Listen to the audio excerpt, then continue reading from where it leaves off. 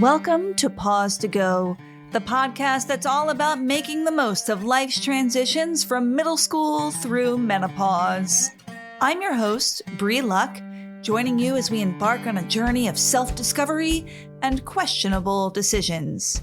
Get ready for heartfelt conversations, expert insights, and personal stories that'll have you laughing, crying, and saying, "Thank goodness I'm not alone." If you've lost your midlife crisis survival kit, we've got you covered. So join me, won't you? And together we can pause to go.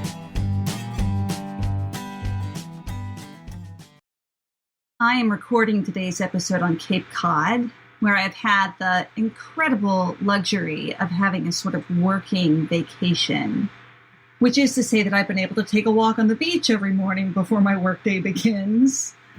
Most of the time, I listen to podcasts on my walk because that's what I do. But this week, I've used the walks as more of a chance to dream and brainstorm and think about how quickly and slowly our lives change. The girls have been up here for the last week with friends, and a couple of days ago, my 17-year-old admitted to me that she didn't want to leave because she didn't know when we might all be together like this. Normal together, you know, not once in a blue moon together, not the together that happens when everyone moves off in their own direction, finds their own entanglements, and creates references that are no longer common to us all as a family. A lot of changes. On the other hand, my brother came to visit us for a few days with his girlfriend. He's 24 years younger than I am, so we never really had those common references because we grew up in different generations. We're distant family members, gathering only for high holidays and the occasional theatrical event because we have a lot of performers in my family. And I'll be honest, I was feeling a little sorry for myself because I was caught in that place that was like, feeling like I'm losing so much with the kids heading off to their new lives as grown-ups. But then I saw my brother and his girlfriend, and they were exchanging these sweet glances. They bring each other like little gifts, a beer, a perfectly grilled sandwich, an ice cream. I guess we did a lot of eating, but they didn't even ask each other, right? They just knew what the other one wanted. They knew what would make them happy. And I thought about how beautiful it is to see someone you love find a partner in love. And how we can only find that deep, new, original connection when we're brave enough to venture away from all that we know. And I thought of how my girls will cultivate their chosen families and have new references for all of their connections. And that Jeff and I will do the same. Because as ridiculous as this may sound, I needed a reminder that my life will not end when my children leave home.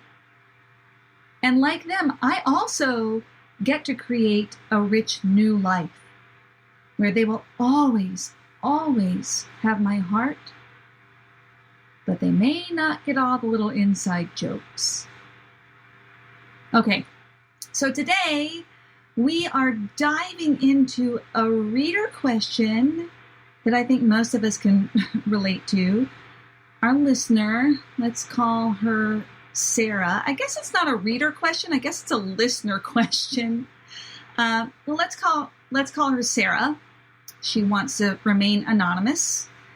She writes, "Dear Bree, should I let my hair go gray? I'm a 45-year-old woman, and I've been dyeing my hair since I was 17. Frankly, I'm sick of it. It's expensive, and it takes up so much time.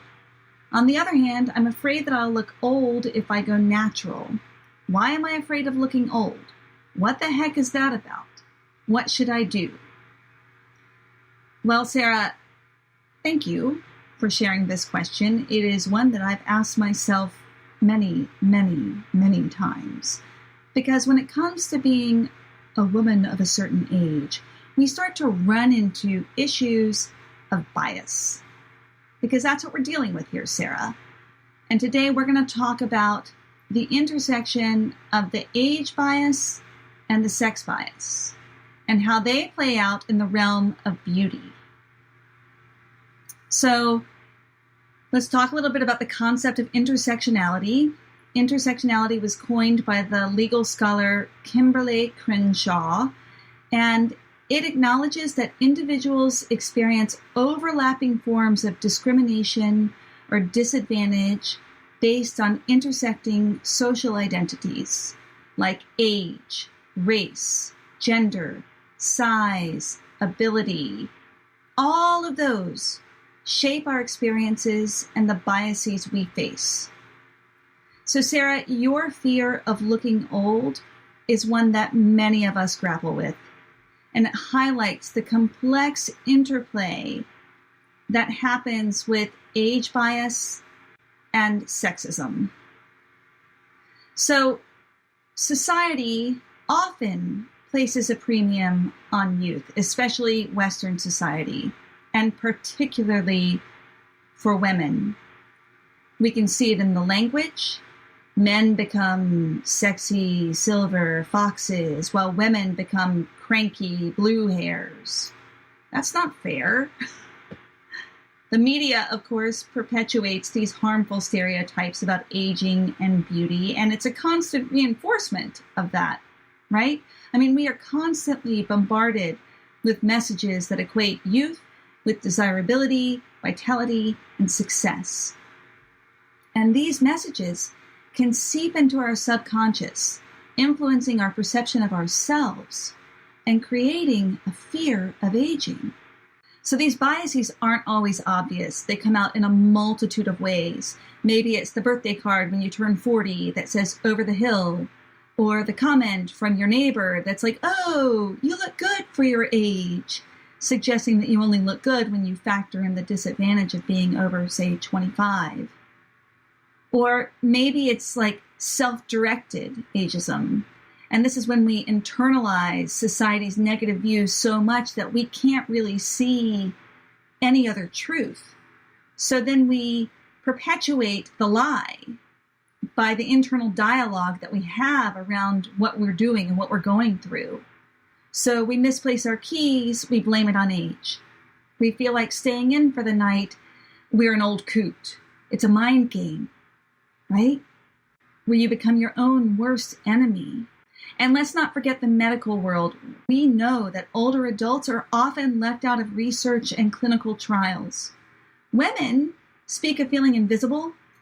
In fact, a recent study showed that nearly 70% of women feel like they lose visibility and desirability after they've reached the age of 52. And is it any wonder that we feel that way? Look at the messages. Look at the messages that we're getting from workplace shenanigans to our own inner battles and sneaky institutional hurdles. But here is the beauty. I mean, the real beauty of the situation. We can challenge the assumptions. We can rewrite the narrative around age and gender. And we can prove that age can be an asset rather than a mere limitation. And choosing whether or not you color your hair can be a part of that. Because as long as you know that you have a choice, no matter what you choose, you are that much more empowered. Going gray is a personal choice that can be liberating. For me, it's been a statement of self-acceptance, embracing the natural aging process and defying societal expectations. Instead of viewing gray hair as a sign of decline, what if we reframe it as a symbol of strength and wisdom and badassery and life experience? Our hair, just like the lines on our faces, the lines on our faces that all the beauty industry wants us to pay a lot of money to get rid of. Those lines on our faces tell a story of the journeys we've embarked upon and the knowledge we've gained. They are a testament to the vibrant and rich lives we've lived. At least that's how I'm choosing to see it. When I decided to let my hair go gray, I felt a real mix of emotions. Shame was one of them, but so was excitement and curiosity and delight. And as I embraced my natural hair colors, I discovered a newfound sense of freedom. My silvering locks have become a source of pride for me. I told a friend recently that going gray was a little bit like getting a face tattoo. People are going to judge you for it, but if you like it, girl, that's your choice. It is a deeply individual act of rebellion. So Sarah, as you contemplate whether to let your hair go gray or to keep coloring it, I encourage you to consider that your worth is not defined by the color of your hair or by societal beauty standards. It's about living in alignment with your values and making choices that reflect who you are and how you want to show up in the world. And only you know that. So my advice to you is to do what feels right for you. If you're tired of the time, of the expense, and the effort that goes into dyeing your hair, it might be the perfect opportunity to embrace your natural color. Experiment with new styles, consult a professional hairstylist, or seek support from online communities. Let me tell you, for me, Instagram has been a great place to begin. On the other hand, if you feel like you're not quite ready to take on all of ageism right now, Sarah, I totally respect that. And if you're still on the fence, you can talk to your hairdresser about moving to less permanent options to, ease your way into embracing your inner silver siren. So Sarah, I hope this episode has provided you with insights and empowered you to make a decision that aligns with yourself. Remember, your worth and your beauty are not determined by societal expectations, but by the person you are. Thank you, Sarah, for sharing your question and for allowing us to explore personal choices and societal expectations. Remember, you have the power to define what beautiful is for you. Hey, this has been a listener question episode. Thank you for joining me. Here's my call to action for this episode. That's what they call it when I'm trying to get you to do something. I want you to do something, and that is to share your story. So if you would like to share an experience of your midlife delights, agony, or just plain humor, you can leave me a voice memo on my new website, pausetogopodcast.com. There's a tab on the right side of the website that says something like, leave me a voice memo. And you can just record a voice memo for me right there and I'll get it. And if you feel comfortable having me share your voice on the pod, then I can share that with everyone. It's so nice to hear other people's voices.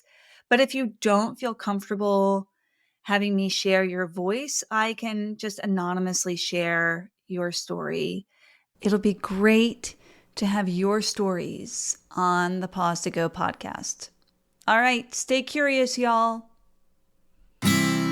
Thank you for listening to the Pause to Go podcast. Special thanks to Codebase Co-working and WTJU Radio for their support.